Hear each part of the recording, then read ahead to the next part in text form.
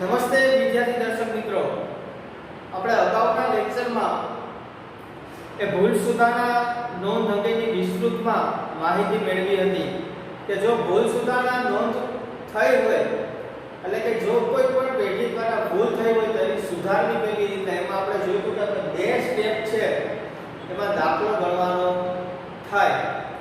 તો આપણે આગળના લેક્ચરમાં જે આપણે એક્ઝામ્પલ જોયું હતું એ નફા અને નુકસાનનું ફાળવણીનું પ્રમાણ ખરેખર વેચવાનું હતું 1:2:4 ના પ્રમાણમાં, પરંતુ સરખે ભાગે વેચાઈ ગયું હતું.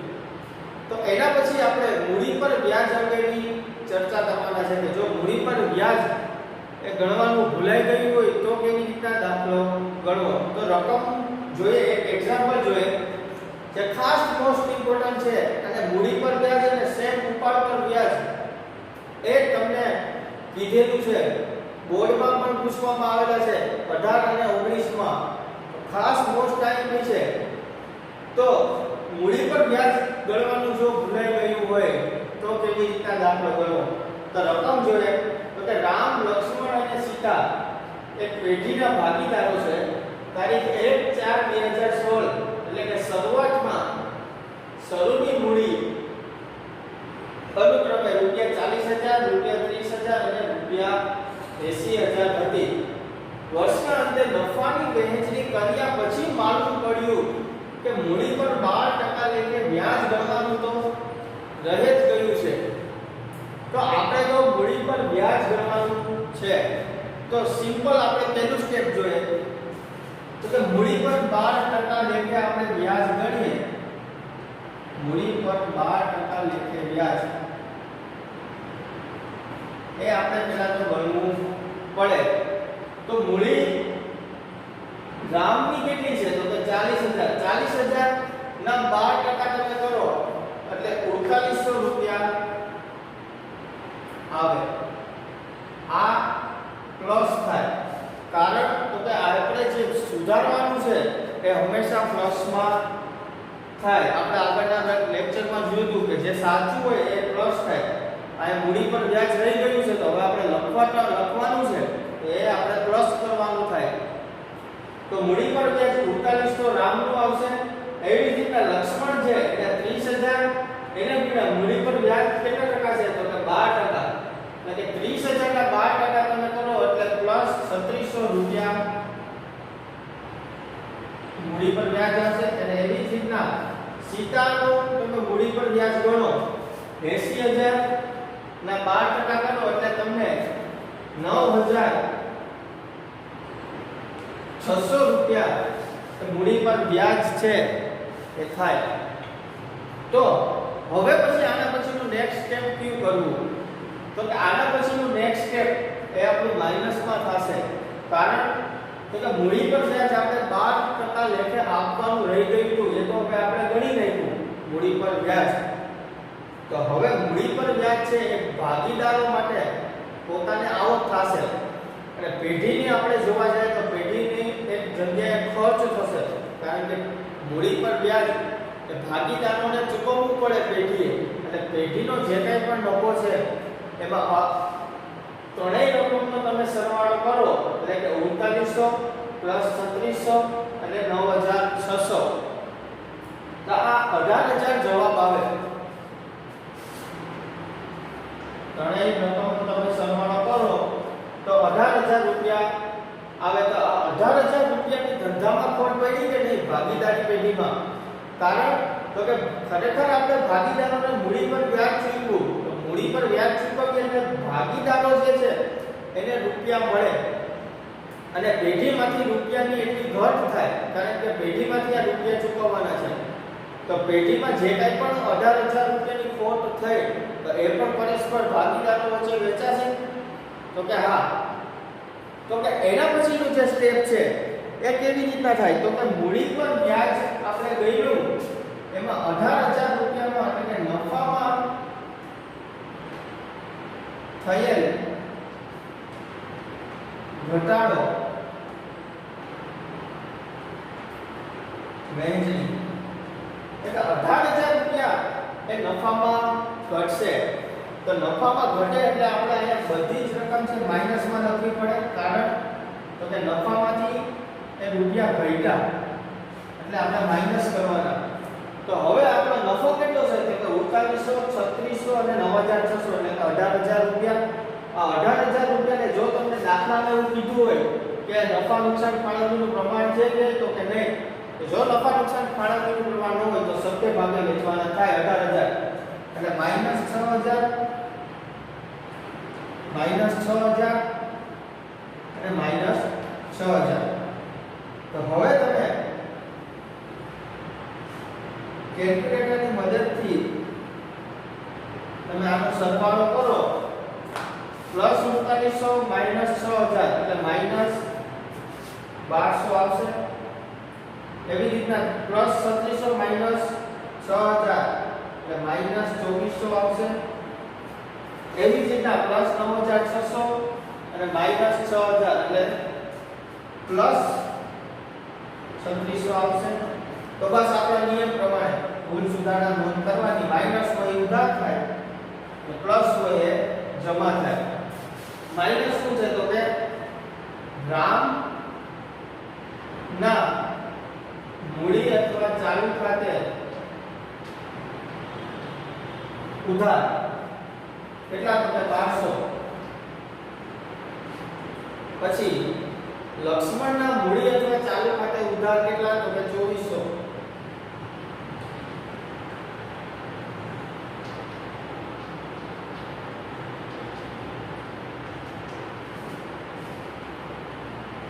કે સીતાના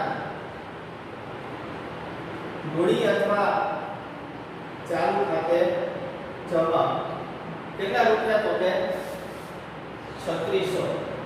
આ બંનેનો તમે ટોટલ કરો +2400 અને 1200 નો, તો એનો સરવાળો તમારે 3600 થવો જોઈએ તો આપણો દાખલો સાચો ગણાય. તો એ પ્રમાણે આપણે ભૂલ સુધારણા નોંધ કરી એના પછી બાબત જે લખવાની થાય નિયમ પ્રમાણે. બાબત જે શું આવશે તો કે મૂડી પર 12% લેખે વ્યાજ ગણવાનું રહી ગયું હતું તેની ભૂલ સુધારણા કરી.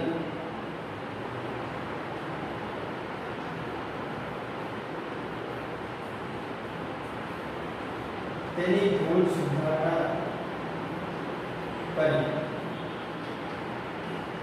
આ પ્રમાણે આ આખા દાખલાની ગણતરી થાય. જ્યારે પણ તમને એમ કહેવામાં આવે કે મૂડી પર વ્યાજ એ આપવાનું ભૂલાઈ ગયું છે, આપવાનું કેટલું છે એ લખવાનું, અને જે કંઈ પણ સરવાળો થાય જો મૂડી પર વ્યાજ હોય તો ઘટાડો થાય, ઘટાડો થાય તો માઈનસ થાય. એ માઈનસ જે નફો કે નુકસાન હોય એ આપણે એને નફા નુકસાન ફાળવણીના પ્રમાણમાં વહેંચવું પડે.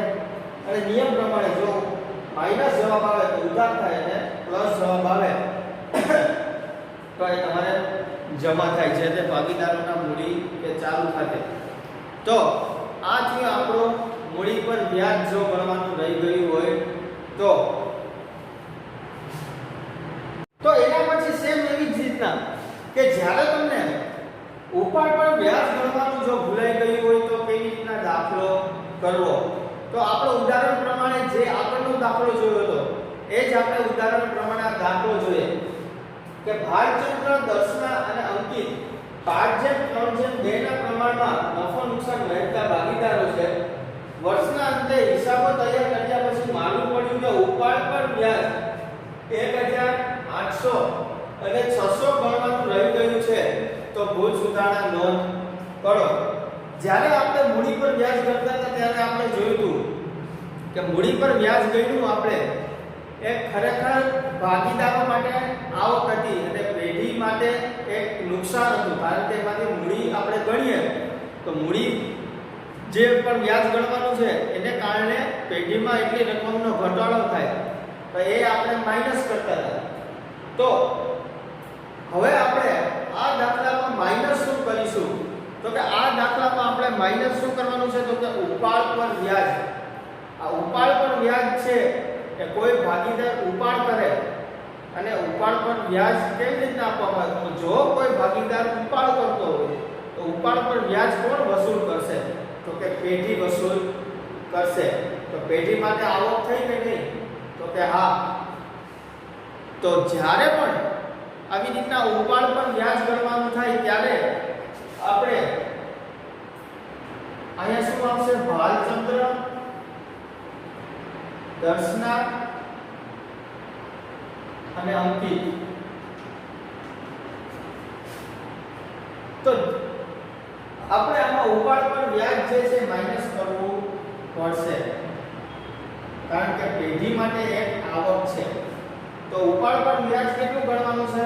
તો કે 1800 અને 600 એ માઈનસ થશે. તો પછી હવે પ્લસ શું થશે? તો કે આપણે આ બધી જ રકમનો સરવાળો કરીએ એટલે કે 1800 એટલે 1800 પ્લસ 600 એટલે 2400 રૂપિયા થાય. તો 2400 રૂપિયાને આપણે ભાગીદારો વચ્ચે એ વહેંચવામાં આવશે. એટલે કે ભાગીદારો જે છે એના 2400 રૂપિયા વહેંચવામાં આવે એટલે કે નફાનો વહેંચણી કરો. તમે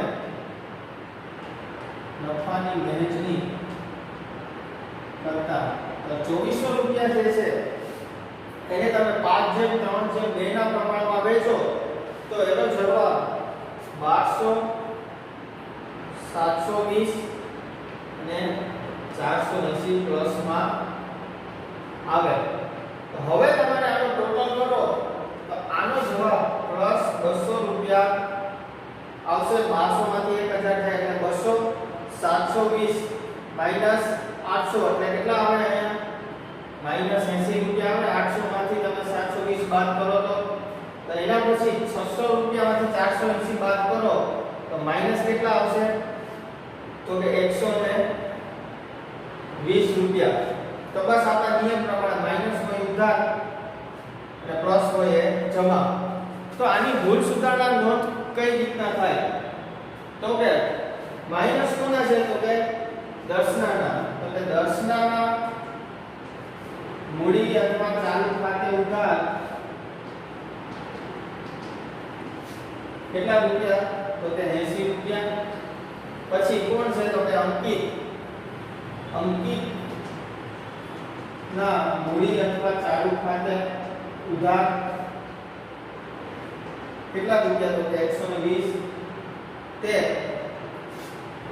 ભાલચંદ્રના મૂડી અથવા ચાલુ ખાતે જમા કેટલા રૂપિયા? તો કે 200 રૂપિયા. મેં જે તમને કીધું એમ આ બંનેનો ટોટલ જે છે માઈનસનો એ તમારે 200 થવો જોઈએ. એટલે કે તાળો મેળવી લેવાનો કે જે માઈનસની રકમ હોય પ્લસ બરાબર થાય છે કે નહીં, તો તમારો દાખલો સાચો. તો ભાલચંદ્ર ખાતે મૂડી અથવા ચાલુ ખાતે જમા થશે કેટલા? તો કે 200.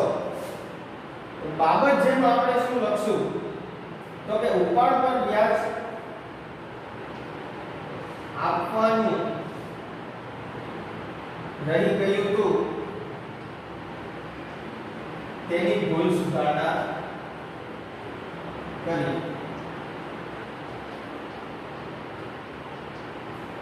આ પ્રમાણે દાખલો ગણો તો તમને પૂરેપૂરા માર્ક મળે. જ્યારે પણ તમને એમ કીધું હોય કે ઉપાડ પર વ્યાજ ગણવાનું રહી ગયું છે તો ઉપાડ પર વ્યાજ એ કંપની માટે એક આવક થશે અને ભાગીદારો છે એને ખરેખર વેચાશે ભાગીદારો વચ્ચે, કારણ કે જે પણ પેઢીને આવક થાય એ આવક કોની વચ્ચે વેચાશે? કે ભાગીદારો વચ્ચે. તો ઉપાડ પર વ્યાજ આપણે કેટલું ગણવાનું રહી ગયું હતું? તો કે 1800 અને 600 અને 1800 અને 600 રૂપિયા માઈનસ થશે.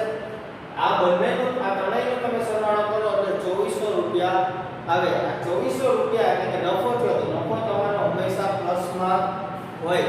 આ ભાગીદારો વચ્ચે આપણે 2400 છે એ આપણે દાખલામાં આપેલું છે કે 5/3/2 ના પ્રમાણમાં વેચો તો કેટલા રૂપિયા આવે? તો 1200, 720 અને 480. તો આપણા નિયમ પ્રમાણે જે કંઈ પણ જવાબ માઈનસમાં આવે એ ઉધાર થાય અને જે જવાબ પ્લસમાં આવે એ જમા થાય. તો આ રીતના એની આમનોંધ કરો એના પછીનું સ્ટેપ તો તમને આપણે પૂરા માર્ક દાખલામાં મળે.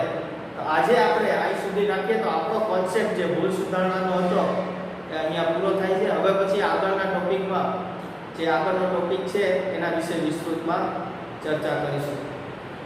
ત્યાં સુધી બધાને ગુડ બાય.